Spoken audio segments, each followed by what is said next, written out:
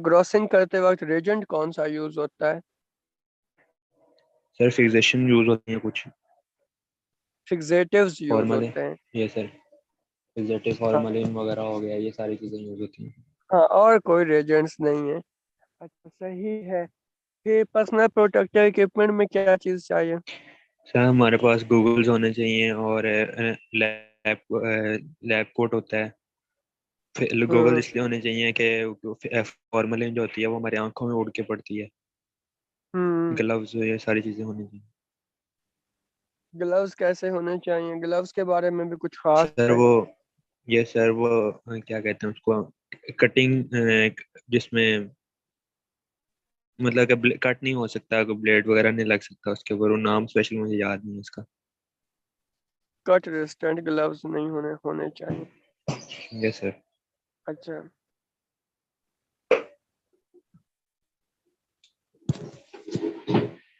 बस सर यही था। हम्म।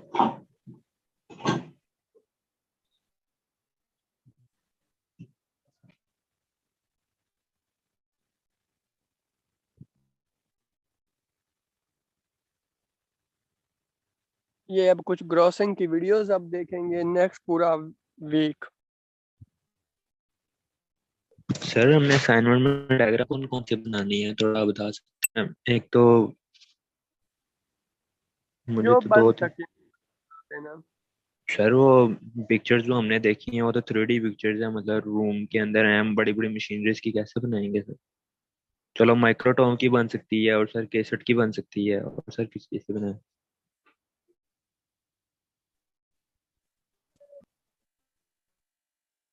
नहीं, नहीं, नहीं होती हैं सर कंटेनर। आवाज नहीं बायोप्सी आ रही। कंटेनर भाव क्या है? हाँ, बायोप्सी के कंटेनर बनाना। आवाज नहीं आ रही? ये सर कट रही थी। अच्छा।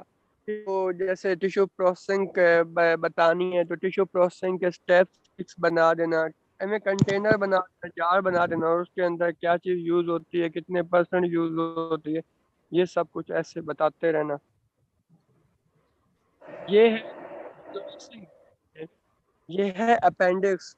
वो जिन लोग जैसे कहते हैं यार उसका अपेंडिक्स का वो ऑपरेशन हुआ तो वो निकाल दी, अगर तो डॉक्टर्स को लग रहा होता है कि कहीं कैंसर तो नहीं है उसमें, या कोई स्वेलिंग है और उसको है कि शायद इन्फ्लेमेशन है या शायद कैंसर, कहीं मतलब कैंसर का सस्पेक्ट हो रहा है, तो इसको लैब में भेजते हैं।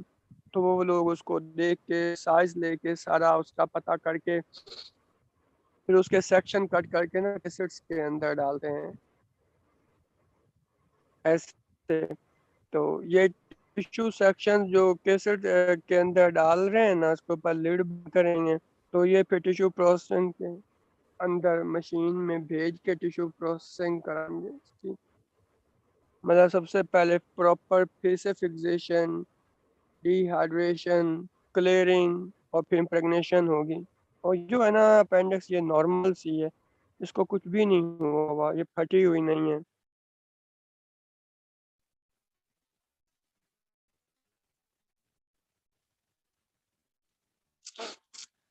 तो ये जो इसके हाथ में पहले था ना, ये PM40 ब्लेड और PM40 हैंडल था, दोनों को कंबाइन करके ये एक चाकू से वो फिर काट रहा है, चाकू गायब बजाता है। ये अक्सर यूज होती हैं, डिफरेंट साइजेस के होते हैं,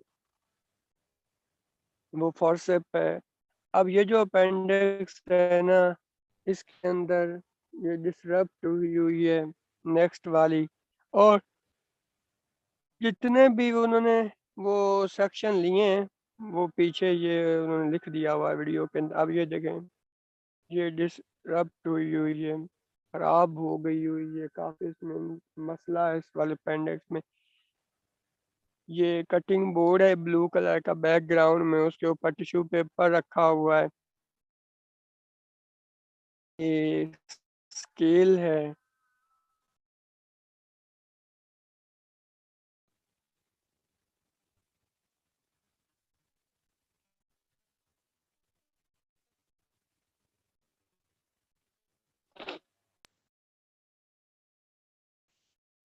ये वाइट वाइट सा कुछ ट्यूमर टाइप लगा इसके अंदर। सर आपकी आवाज बहुत ज्यादा कट 40 रही है। हैंडल और उसके साथ PM40 ही लगा हुआ है। चलो गुजारा करो, आज कट रही है। हर कोई यही कंप्लेन कर रहा था, पिछली क्लासेस में भी ऐसे ही हुआ है। तो ये ऐसे सेक्शन कट किए जाते हैं टिश्यू के, छोटे छोटे सेक्शन कट करके केसेट्स के अंदर डाल के फिर इसकी प्रोसेसिंग की जाएगी।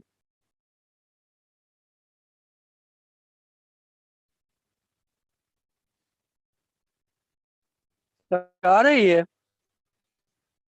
सर एक क्वेश्चन यस है सर।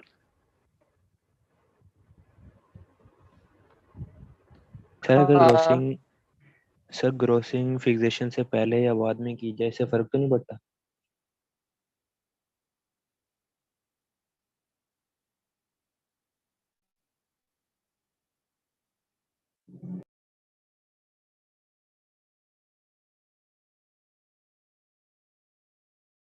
और फिक्सेशन से पहले मैंने पढ़ाया कि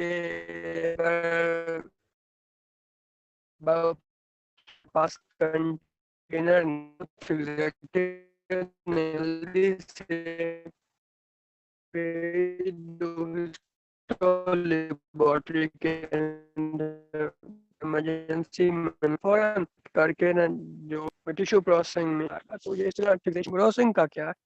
और जो फ्रोजन सेक्शन होता है, जो एक इमरजेंसी होती है हिस्टो डिपार्टमेंट की, जिसमें क्या है कि फॉरेन टिश्यू उधर लेते हैं और इधर आके रख देते हैं, वो आके ठंडा करते हैं। तो उसके लिए भी टिश्यू जैसे ही ऑपरेशन थिएटर में कट होता है, क्योंकि पेशेंट वहाँ खुला हुआ होता है, तो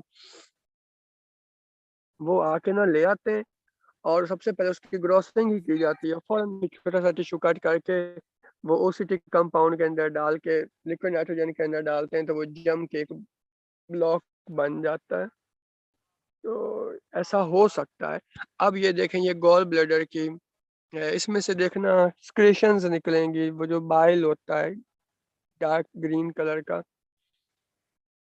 ये टिश्यू कटिंग बोर्ड है, वो दो केसेट्स हैं लिड के साथ। ये फोर्सेप्स से उसने ये गॉल ब्लैडर को निकाला बायोप्सी में से, बायोप्सी कंटेनर में से। ये उसकी मेजरमेंट्स, ये जिस तरह इंसान के अंदर ऑर्गन है ना, एग्जैक्टली वैसे नहीं दिखते, वो बायोप्सी की असर से और कट जाने की वजह से थोड़ी रंगत बदली हुई होती है।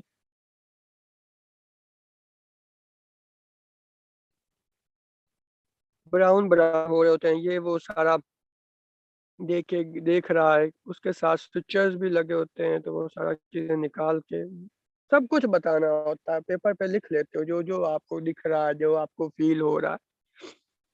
उसके बाद ये देखें, यहाँ बाइल डक्ट है, नाली है, उस जगह का भी एक स्पेसिमेन ले लिया और अब वो उसको कट करेगा। अगर सिंक होता तो सिंक में करता, लेकिन सिंक यहाँ दिख नहीं रहा, तो वो उस कंटेनर के अंदर उसने कट किया और उसमें से ना वो ग्रीन कलर का लिक्विड निकला। तो उसने सफाई इस ऑर्गन की यहीं कर ली है, ये देखो खोल के। तो ग्लव्स डबल पहनना होते हैं, अच्छे वाले हाई क्वालिटी। देखो कितना टर्बिड सा म्यूकॉइड सा सॉल्यूशन है, ये बाल निकलता है। इसीलिए बोल रहा था कि स्क्रीशन निकलती रहती हैं, टिल्ट होना चाहिए। ये तो बहुत छोटा सा है, बड़ा किडनी कोई खराब ट्यूमर वाला आ गया तो अब इसकी ना उंगलियों से फील करना कि कोई इसमें पथरियां तो नहीं है, और फिर अंदर का हाल देखना है कि गॉल ब्लैडर के अंदर कोई चीज बनी हुई, कोई ट्यूमर तो नहीं है, कोई आउटग्रोथ तो नहीं है, कहीं पे वॉल ठीक तो नहीं है, कहीं पे ज्यादा थिन तो नहीं है, गली सड़ी तो नहीं है, जख्म तो नहीं है, कुछ भी। और टिश्यूज ऐसे ले लेके आपने रखते जाना है।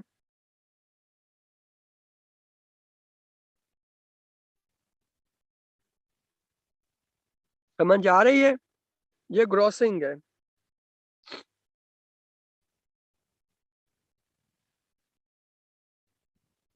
बच्चों समझ आ रही है?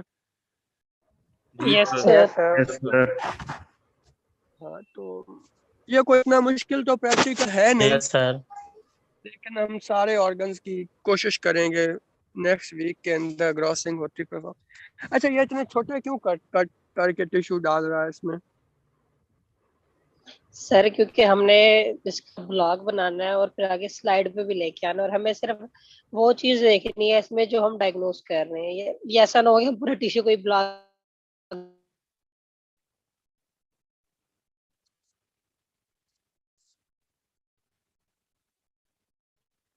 बना दे, उसका हमें कोई फायदा नहीं है। हमने सिर्फ वो चीज उठानी है, यानी कि कटिंग करते हुए हम यहाँ से बेहतर डायग्नोस कर सकते हैं, तो ऐसे ये चीज उठाते हैं। हाँ, तो पूरे ऑर्गन का कोई फायदा नहीं होता कि सर उसमें से बस आपने ना कुछ जगहों से जहाँ से आपको लग रहा है कि सिर्फ खास जगहों से ही आप चेक करके पूरे ऑर्गन की पैथोलॉजी बता सकते हैं। प्लस इनको इतना बारीक से कट किया जाएगा, मोटा भी थोड़ा कट किया जा सकता है, क्योंकि अगर मोटा कट करेंगे तो जो आगे यूज होने वाले हैं ना रेजेंट्स, वो आप पेनिट्रेट होने में देर लगाएंगे, वो सही से पेनिट्रेट नहीं हो पाएंगे, टिश्यू फिक्स नहीं हो पाएगा, डिहाइड्रेट नहीं सही हो पाएगा, क्लियर नहीं हो पाएगा, इम्प्रेगनेशन मतलब ओवरऑल टिश्यू प्रोसेसिंग खराब होगी। सही।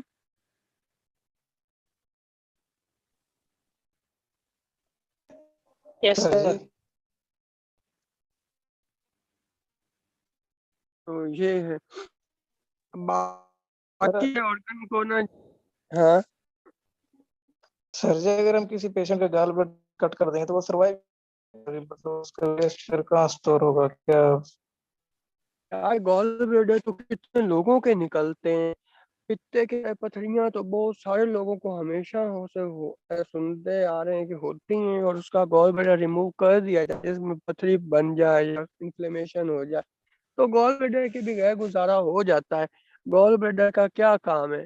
बाइल को स्टोर करना है और उसको कंसंट्रेट करना, तो वो फिर सीधी सीधी लीवर से गुजर के यूरिनम में पहुंच जाएगा, वो जस्ट स्टोर नहीं होगी। तो पित्ता अक्सर लोग ना निकलवा देते हैं जब उनको दर्द होता है और उनके प्रॉब्लम हो जाते हैं। बाकी कुछ एक्स्ट्रा साथ में कोई मेडिकेशन या पत्नी कोई सर्जरी का कोई और साथ में प्रोसीजर करते हैं, ये मेरे नॉलेज में नहीं है, लेकिन लोगों के निकल जाते हैं, वो सरवाइव करते हैं।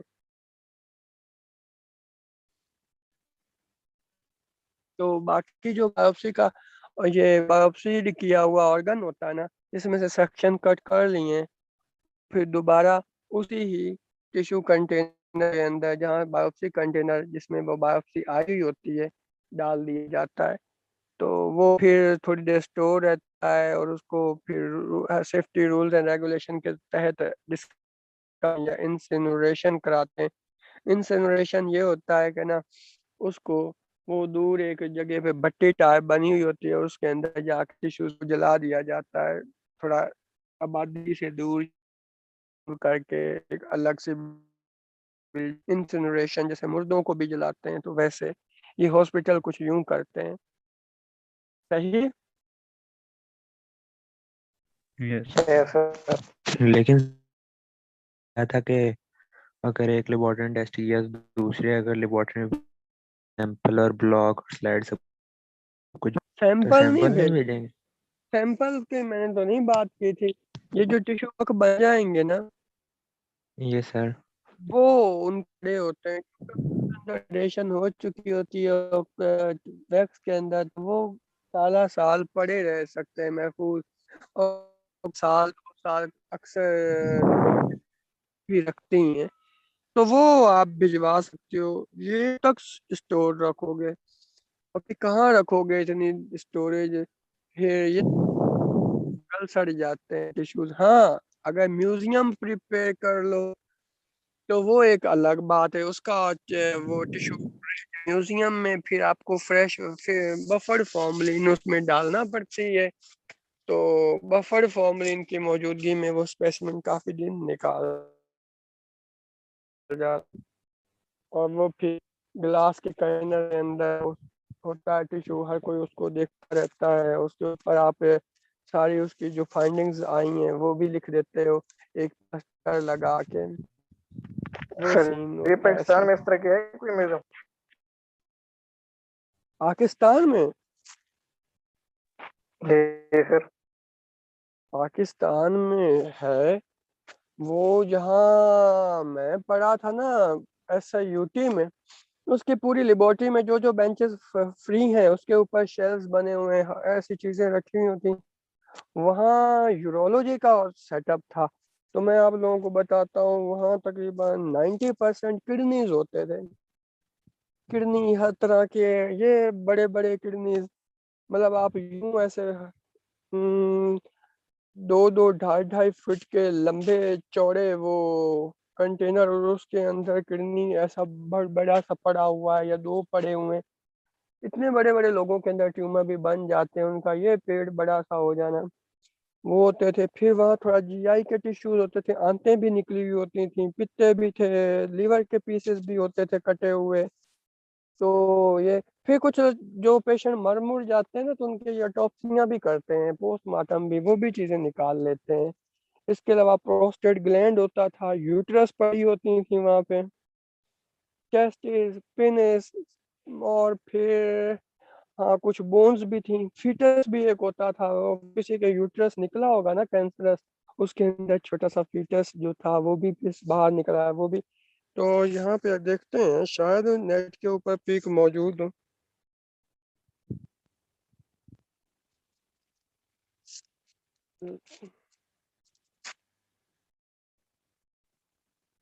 SIUT और फेसबुक पे तो काफ़ी सारी हैं, उन लोगों के पर्सनल पिक्स में वो बैकग्राउंड में दिख रहे होते हैं। हाँ ये है, SIUT की लेबॉर्ट्री शो हो रही है, लेकिन इसमें पिक्स नहीं है वो दिख रहे। उन लोगों का जो ब्लड कलेक्शन एरिया था ना, जहाँ पे ब्लड बैंक के लोग भी आते थे और वैसे सैंपल देने वाले भी, उसकी भी साइडों के ऊपर सारा कुछ इसी तरह के ऑर्गन सजाए हुए होते थे लिफ्ट के बिल्कुल सामने। तो हर कोई आके पहले तो उनका नज़ारा करने लग जाता था। तो यहाँ पे शो नहीं हो रहा। देखिए, आज इतना ही करते हैं, फिर नेक्स्ट वीक में ना ग्रॉसिंग वगैरह सारा स्टार्ट करते हैं। आप लोग थोड़ा ज़्यादा पढ़ गए थे ग्रॉसिंग रूम के बारे में, तो आप लोगों को थोड़ा फ्री टाइम मिल गया, बाकियों का भी यही टॉपिक मैंने कवर करवाए हैं। तो अल्लाह हाफिज़। क्लास की रिकॉर्डिंग का लिंक शेयर कर देना। Okay sir. ओके सर, अल्लाह हाफिज। अल्लाह हाफिज़ सर, थैंक यू सर।